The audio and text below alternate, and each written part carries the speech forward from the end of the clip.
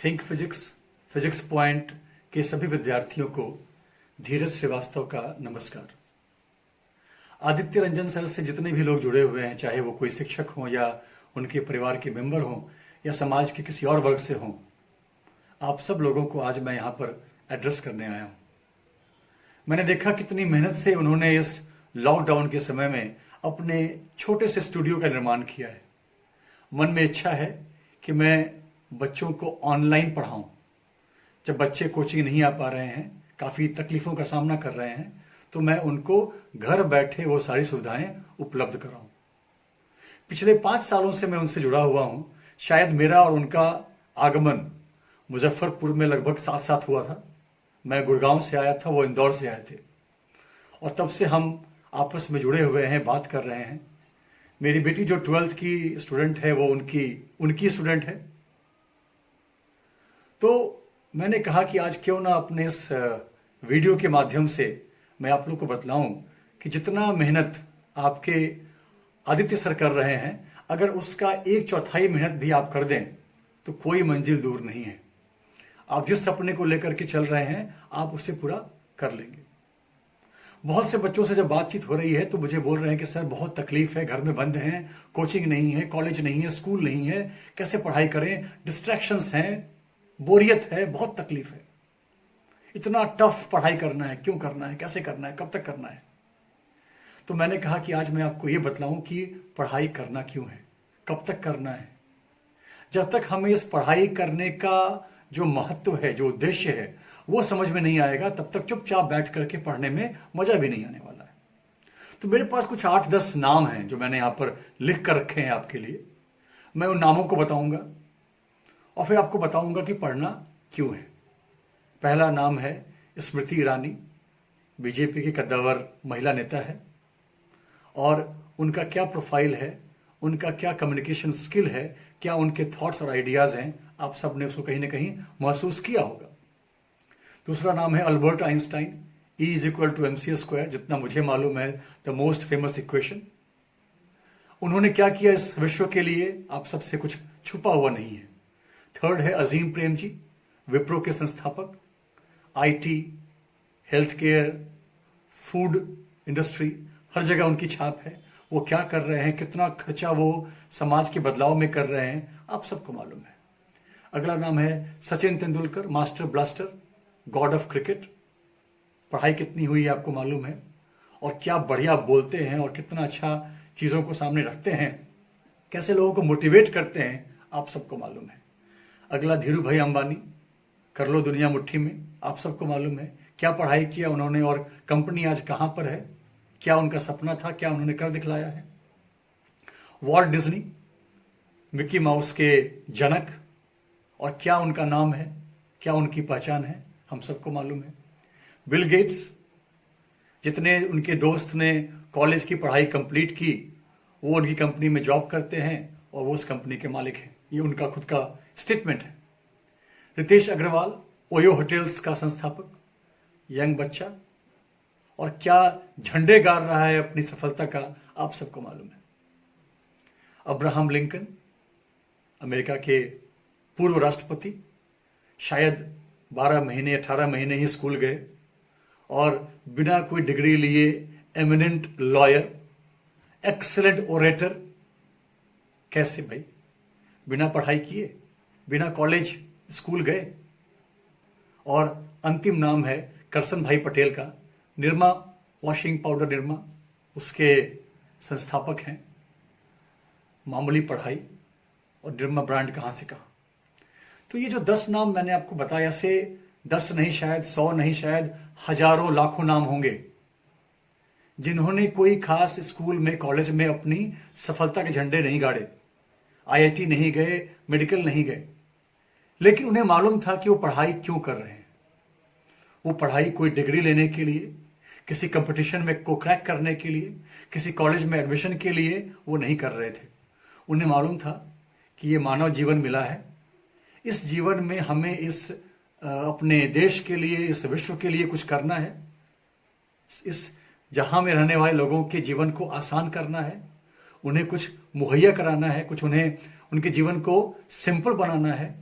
तो उन्होंने पढ़ा, उन्होंने नई नई चीज़ों का आविष्कार किया, लोगों के पास गए, उनको समझा, उनके जीवन को आसान किया। सो शिक्षा का उद्देश्य कभी भी ये आईआईटी, यूपीएससी, मेडिकल नहीं है। शिक्षा का उद्देश्य ये है कि पहले हम अपने आप को मजबूत करें उस शिक्षा के बल पे, और अपने को मजबूत करने के बाद फिर हम ये देखें कि हम अपने नॉलेज से, अपनी कुशलताओं से, अपने स्किल से कैसे अपने आसपास के लोगों का, इस समाज का एक बदलाव की प्रक्रिया हम शुरू कर सकते हैं। कैसे हम अपने आसपास के लोगों की जिंदगी सरल बना सकते हैं, कैसे हम जीवन के गूढ़ रहस्यों को सुलझा सकते हैं, लोगों की जिंदगी आसान बना सकते हैं। तो जितने बच्चे उनसे पढ़ रहे हैं, पहले तो मैं आदित्य रंजन सर को सैल्यूट करता हूं कि उन्होंने इतनी मेहनत से बच्चों को पढ़ाने का बीड़ा उठाया है। और जितने बच्चे उनसे जुड़े हुए हैं और जो इस वीडियो को देख रहे हैं, आपसे मेरा नम्र निवेदन है कि अब जब आप किताब खोलें तो आप ये ना सोचें कि ये किताब पढ़ करके मैं आईआईटी या मेडिकल या यूपीएससी या कोई भी कंपटीशन क्रैक करने वाला हूँ या कोई जॉब हासिल करने वाला हूँ। आप ये सोचें कि जो मैं पढ़ रहा हूँ, इसको पढ़ने के बाद, इन सारे कॉन्सेप्ट्स को समझने के बाद मैं ऐसा अपने जीवन में क्या कर पाऊंगा जिससे मानव जीवन थोड़ा सा और सरल और बेहतर बन सकेगा। क्या मेरे कुछ ऐसे इन्वेंशंस होंगे, ऐसे कुछ खोज होंगे, ऐसे कुछ प्रोजेक्ट्स होंगे जिनके कारण ये देश, ये विश्व हमारे ऊपर गर्व करेगा कि यस, इसने अपनी बुद्धि से हम सब के जीवन को आसान बनाया है। शिक्षा पहले भी थी, शिक्षा आज भी है। जब आज से 10,000 साल पहले हड़प्पा, मोहनजोदड़ो सभ्यता रही होगी या वापस और बहुत सारे सिविलाइजेशंस थी, तो वहां पर शिक्षा का उद्देश्य आईआईटी, मेडिकल नहीं था। यही था, अपने जीवन को आसान बनाओ, अपने को मजबूत बनाओ और उसके बाद दूसरों के जीवन को आसान बनाओ। बाकी ये आईआईटी, मेडिकल, ये पैसा कमाना, ये सैलरी, ये जॉब, ये धीरे धीरे हम लोगों ने क्रिएट किया हुआ है। तो बच्चों, आप इस पर क्या सोचते हैं, ये आप प्लीज मुझसे आप शायद डायरेक्टली बात ना कर पाएं, आप अपने सर को बता दें कि क्या आपके दिमाग में ये बात घुसी कि जो आप पढ़ाई कर रहे हैं, जो आप फिजिक्स समझ रहे हैं, वो सिर्फ एक कंपटीशन क्रैक करने तक सीमित नहीं है। आपको देखना होगा कि उन कॉन्सेप्ट से, उस थियरीज से आप इस वर्ल्ड में, इस अपने जीवन में और क्या कर पाएंगे, या फिर उनको समझ करके जो आपका ब्रेन शार्प होगा, जो आपकी अंडरस्टैंडिंग बढ़ेगी, उससे आप समाज का क्या भला कर पाएंगे। जब तक शिक्षा में अपने को मजबूत बनाने की और शिक्षा की मदद से दूसरों के लाइफ को आसान बनाने की भावना हमारे मन में नहीं आएगी, तब तक ये सारे किताब, ये पढ़ाई, ये ऑनलाइन हो या ऑफलाइन हो, हमें भारी लगेगा। हमें समझ में नहीं आएगा कि हम क्या कर रहे हैं, कैसे करें, कब तक पढ़ाई करें। तो ये शिक्षा एक कंटिन्यूअस प्रोसेस है, ये लंबा चलने वाली है, ये जब तक आपकी जीवन है तब तक रहने वाली है।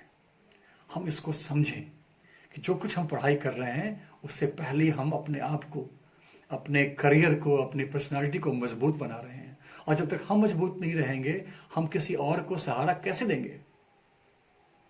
ठीक है बच्चों, तो जितना हार्ड वर्क आपके आदित्य सर कर रहे हैं आपके लिए, आप उनका सहयोग कीजिए, आप उनकी बताई हुई बातों को समझिए, कोई दिक्कत हो उनसे पूछिए। और वापस मैं रिपीट करता हूं, जितना हार्ड वर्क वो आपको पढ़ाने के लिए कर रहे हैं, जितनी बेचैनी उनके मन में आपकी पढ़ाई को लेकर के है, उसका 1/4, 1/3 भी अगर आपके अंदर में आ गया तो कोई कंपटीशन आपके लिए टफ नहीं हो सकता है। तो सारे शिष्य और उनके गुरु, आप लोग आपस में एक अच्छी बॉन्डिंग से आप जुड़े रहें, ऑनलाइन पढ़ते पढ़ाते रहें, घर में रहें, इस पैंडेमिक को, इस महामारी को मात देते रहें। और जब ये दौर खत्म हो तो गुरु शिष्य सब मिल करके उल्लास में, क्या बोलते हैं उसको, हर्षोल्लास में एक ध्वनि उत्पन्न करें कि यस, हमने इस लॉकडाउन पीरियड में कुछ गेन किया। जहां पूरी दुनिया नेगेटिव में थी, हम पॉजिटिव में रहे, हमने अपने नॉलेज को डेवलप किया, हमने अपने स्किल को डेवलप किया। और ये तभी हो पाएगा जब थिंक फिजिक्स और फिजिक्स पॉइंट के आदित्य सर की जो सोच है उससे आपकी सोच मिल जाएगी। आप सभी शिष्यों को और उनके गुरु को एक बार मेरा प्रणाम, आपके जज्बे को मेरा सलाम। यूं ही पढ़ते रहें, आगे बढ़ते रहें। धन्यवाद।